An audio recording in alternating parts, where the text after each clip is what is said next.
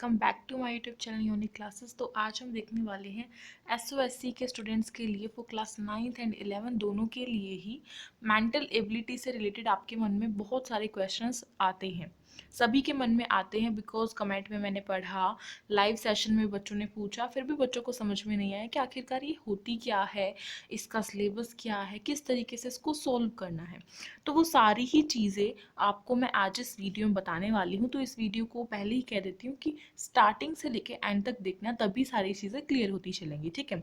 और चाहे वो क्लास 9th हो या क्लास 11th हो, देखो सिलेबस तो सेम ही रहता है मेंटल एबिलिटी में। बस क्या होता है, आपका जो लेवल है ना, उसके क्वेश्चंस ऊपर नीचे हो जाते हैं। कॉन्सेप्ट भी बिल्कुल सेम रहता है, लेकिन जो क्वेश्चंस है वो थोड़े से 11th के लिए थोड़े से हार्ड होते हैं कंपेरेटिवली 9th के बच्चों के, ठीक है। तो देखते हैं आज का हमारा टॉपिक क्या है। सबसे पहली बात तो है कि मेंटल एबिलिटी आखिरकार होता क्या है। मेंटल एबिलिटी टेस्ट जैसे कि आप सभी को देना है, आपके में एक पोर्शन है सिलेबस में फॉर स्टेम, ह्यूमैनिटीज़ एंड एएफपीएस, और साथ ही साथ हाई एंड 21st सेंचुरी के बच्चों के लिए भी है। हाँ जी, तो 4 डोमेन जो आपके हैं उनमें आपका मेंटल एबिलिटी टेस्ट जो है वो वाला सेक्शन जो है वो आपका आएगा, यानी कि पेपर में वो वाला आपका पोर्शन आने वाला है। तो आखिरकार ये होती क्या है, सभी के मन में क्वेश्चन है किस तरीके की होती है एग्जैक्टली, मतलब इसके क्वेश्चंस कैसे आते हैं। तो देखो, जो मेंटल एबिलिटी टेस्ट है ना, उसका मतलब होता है कि जो स्टूडेंट है उसको एनालाइज करना, उसको देखना, उसके माइंड को चेक करना कि जिस लेवल पर आज वो है, सपोज क्लास 9th का बच्चा है, तो उसके माइंड को चेक करना कि जिस लेवल पर, यानी कि क्लास 9th में अगर वो है तो उसके पास उतना दिमाग है या नहीं है, ठीक है। फिर वो ऐसे रट्टाफिकेशन से आ गया, यानी कि थ्योरेटिकल चीज़ें जो होती हैं, ट्रिकी क्वेश्चंस जो होते हैं, बेसिकली वो इस जो मेंटल एबिलिटी टेस्ट है उसमें पूछे जाते हैं।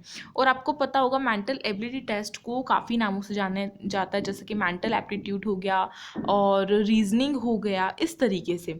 तो मेंटल एबिलिटी जो टेस्ट है आपका मेंटल एबिलिटी, उसको हवा नहीं बनाना है कि भाई आखिरकार ये है क्या, ऐसा कुछ भी नहीं है। बस इसमें ट्रिकी क्वेश्चंस आते हैं, आपको थोड़ा कॉन्सेप्ट समझना होता है जो आपका टॉपिक है, और उसके बाद जो क्वेश्चंस आएंगे वो हमें नहीं पता क्वेश्चंस किस तरीके के आएंगे, यानी कि हमारी टेक्स्ट बुक के अंदर से तो नहीं आने वाले, वो अपनी तरफ से कभी भी क्वेश्चन में कुछ भी चेंजेस करके दे सकते हैं, ठीक है। तो हमारे माइंड को मतलब कितनी वे ट्रिक्स समझ में आई हैं, किस तरीके का रहा है, हमने कैसा सीखा है, वही बेसिकली इसमें चेक किया जाता है, यानी कि रट्टाफिकेशन इसमें नहीं चलने वाली है। मतलब कि हमारे माइंड को समझना है, और जिस तरीके के क्वेश्चंस आएंगे उनकी लैंग्वेज को समझ के और ये समझ के कि इस क्वेश्चन में कौन सी ट्रिक लगने वाली है, तो इस तरीके से वो क्वेश्चन जो है वो सोल्व होगा, ठीक है। तो अब बात करें कि आपका सिलेबस क्या है। मेंटल एबिलिटी टेस्ट जो है इसका सिलेबस क्या है for class 9th and 11th दोनों के लिए ही बताने वाली हूँ इस वीडियो में। और एक ही सिलेबस रहेगा, ऐसा कुछ नहीं है कि 9th का अलग है 11th का अलग है, नहीं, दोनों के लिए एक ही सिलेबस रहेगा। और जहाँ तक कि अभी तक हमने देखा है उससे ही बता रही हूँ, जैसे कि आरपीवीवी में किस तरीके के क्वेश्चंस आते थे, एसओई में किस तरीके के क्वेश्चंस आते थे, उनको ही देखकर मैं यहाँ पे आपका सिलेबस लेके आई हूँ। बिकॉज आपने देखा होगा इसको रीजनिंग के नाम से बहुत ज़्यादा जाना जाता है, मेंटल एबिलिटी ना बोलकर इसको रीजनिंग ज़्यादा बोला जाता है। हाई एंड 21st में जो है स्किल आपकी जो डोमेन है उसमें इसको लॉजिकल रीजनिंग बोला गया है, ठीक है। तो जो आपका रीजनिंग है वो आपने सुना होगा कि जो बड़े होते हैं, यानी कि 12th के बाद भी जो भी कॉम्पिटिटिव एग्जाम देते हैं उसमें भी रीजनिंग आती है। उसमें जो है टॉपिक्स ऐड हो जाते हैं, साथ ही साथ आपका जो लेवल है वो हाई कर दिया जाता है। अभी आप स्कूलिंग लेवल पे हैं और 12th के पास जितना दिमाग होता है उससे कम दिमाग है अभी आप सभी के पास, तो उसी को लेकर आपके जो टॉपिक्स हैं उनका लेवल हाई करना, टॉपिक्स ऐड करना, वो सब किया जाता है, ठीक है। तो ये तो बात रही कि भाई रीजनिंग जो है वो हमारी, मैं ये समझाना चाहती हूँ बेसिकली, मेरी बातों का मतलब ये है कि आप अगर अभी से इन टॉपिक को करेंगे तो आपके लिए बहुत अच्छा होगा। क्योंकि एक होता है ना कि हमें बड़े होकर जॉब तो सभी को करनी है, पढ़ाई कर रहे हैं, जॉब तो सभी को करनी है, तो जो आप टेस्ट देंगे उनमें भी रीजनिंग जो है वो आएगा। एसओएसई में ही नहीं, सभी में रीजनिंग आती है, यानी कि एनवीएस है, यानी कि जो भी आपका एंट्रेंस एग्जाम होता है, चाहे वो जॉब में हो, स्कूल एडमिशन में हो, उन सभी में रीजनिंग आती है, ठीक है। तो आपका टॉपिक क्या है, सॉरी सिलेबस क्या है आपका? फर्स्ट है आपका नंबर सीरीज़। आपको नंबर सीरीज़ करनी है। इसमें नंबर सीरीज़ में बहुत आसान से क्वेश्चन आते हैं, ऐसा कुछ डिफ़िकल्ट नहीं है। बेसिकली आपको कैलकुलेशन वगैरह आनी चाहिए और बाकी सारा जो कॉन्सेप्ट है ना वो वीडियोज़ के थ्रू आता जाएगा। साथ ही साथ बता दूँ कि ये जो वीडियो है जो मैंने भी बनाई है कि मेंटल एबिलिटी आखिरकार होती क्या है और रीजनिंग क्या होती है, उसके सिलेबस क्या है, ये इस वीडियो के बाद आपकी वीडियो आने वाली है डाइस के क्वेश्चन से रिलेटेड, यानी कि डाइस का जो आपका कॉन्सेप्ट होगा उससे रिलेटेड आपकी वीडियो आने वाली है और उसको देखना सभी को बहुत ज़रूरी है, मस्ट है। अगर आप रीजनिंग नहीं करके चाहते तो बहुत कुछ खो रहे हैं, क्योंकि रीजनिंग ऐसी है जिसमें आप नंबर स्कोर कर सकते हैं। नंबर स्कोरिंग होती है रीजनिंग, बस एक बार आपको समझना है, ट्रिक समझनी है किस तरीके की होती है। ऐसा कुछ मुश्किल नहीं है मैथ्स की तरह कि बहुत कैलकुलेट करना पड़ेगा, बड़ा बड़ा कैलकुलेशन करनी पड़ेगी और फिर भी आंसर गलत निकलेगा, नहीं, ऐसा कुछ नहीं होता। मैथ्स से बिल्कुल हटकर होती है, ठीक है। तो नंबर सीरीज आपकी आएगी, कोडिंग डिकोडिंग आएगी, दोनों के लिए है ये, क्लास 9th के लिए भी एंड क्लास 11th के लिए भी, ठीक है। तो आपका फर्स्ट है नंबर सीरीज, सेकंड है कोडिंग डिकोडिंग, ये भी बहुत इजी है, और कैलेंडर है, फिर आपका डाइस है एंड फिगर क्वेश्चंस है। और ये जितने भी मैंने अभी सिलेबस के बताए हैं, जैसे कि मैं बता रही हूँ, मैंने एनालाइज करके बताया है, क्योंकि SOSC जो है वो किसी भी चीज़ का सिलेबस प्रोवाइड नहीं कर रहा है, चाहे वो ह्यूमैनिटीज़ हो, चाहे वो स्टेम हो, है ना। तो वो भी जो सिलेबस है वो भी एनालाइज करके बताया गया है, जो पिछले साल पेपर आया था बच्चों से बातचीत करके, ठीक है।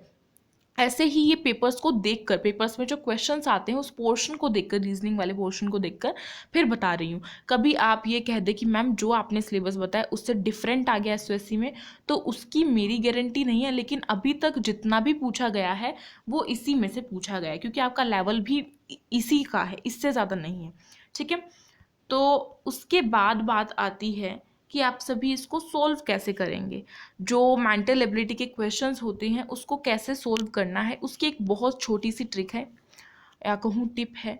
ट्रिक के अंदर ही ट्रिक छुपी हुई है, यानी कि अगर आप टिप जानना चाहते तो वो यही है कि इन क्वेश्चंस की प्रैक्टिस कीजिए, इसको कॉन्सेप्ट को समझिए। जैसे कि कोडिंग डिकोडिंग एक पूरा बड़ा टॉपिक है, इसके कॉन्सेप्ट को लेकर वीडियो आएगी, डाइस के कॉन्सेप्ट को लेकर वीडियो आएगी, ठीक है, फिगर क्वेश्चंस को लेकर आएगी, नंबर सीरीज को लेकर आएगी, यानी कि जो भी आपका सिलेबस है सभी को लेकर वीडियो आने वाली है, ठीक है। तो उसमें कॉन्सेप्ट भी होगा, क्वेश्चंस भी होंगे MCQs टाइप, और थोड़े पजल क्वेश्चन आते हैं इसमें कि बच्चे को थोड़ा सा ऐसा पजल कर दें कि उसको आंसर ना मिले। लेकिन अगर आप पेशेंस के साथ करेंगे क्वेश्चंस को तो बहुत इजी होगा, और प्रैक्टिस जो है उसको जितना भी प्रैक्टिस करो क्वेश्चंस को, फिर वो इजी बनते चले जाएंगे।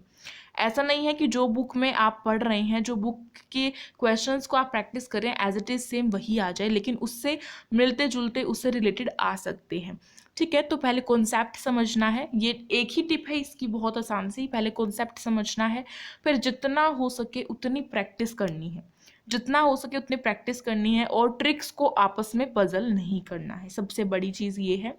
चाहे आप कोडिंग डिकोडिंग कर रहे हैं, डाइस कर रहे हैं, या फिर आप कैलेंडर कर रहे हैं, उन सभी के जो ट्रिक्स होती हैं उन क्वेश्चंस को सॉल्व करने की, अगर आप उनमें पजल हो जाते हैं तो फिर आपका क्वेश्चन पूरा गलत हो जाएगा।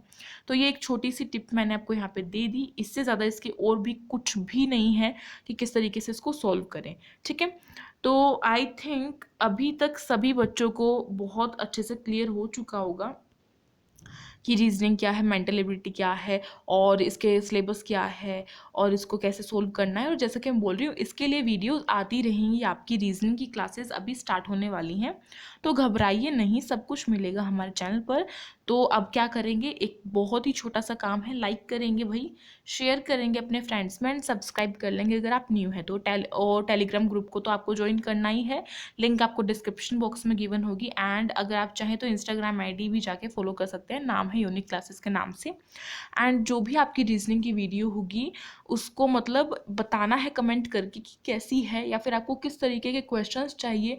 कुछ भी डिफ़िकल्टी होती है तो आप बेझिझक होकर कमेंट में पूछो, क्योंकि आपने देखा होगा कमेंट का रिप्लाई करना, हम हमेशा से ही कमेंट का रिप्लाई करते हुए आ रहे हैं, अगर आपकी कमेंट सही होती है तो, ठीक है। वो डिपेंड करता है आपके कमेंट के ऊपर कि आपके क्वेश्चंस से रिलेटेड है। तो जितने भी क्वेश्चंस होते हैं उनकी कमेंट के रिप्लाई मैं पूरी कोशिश करती हूँ कि मैं करूं उनको, ताकि क्योंकि कमेंट बॉक्स बनाया किस लिए, ताकि आप सभी के जो भी क्वेश्चंस है, जो भी डाउट्स हैं, उनको हम क्लियर कर सके। इसीलिए यूट्यूब ने प्रोवाइड किया है, तो इसका फ़ायदा आप सभी को उठाना है और मेरी जिम्मेदारी है कि मैं आप सभी के क्वेश्चंस का जितना हो सके उतना अच्छे से आंसर दूँ।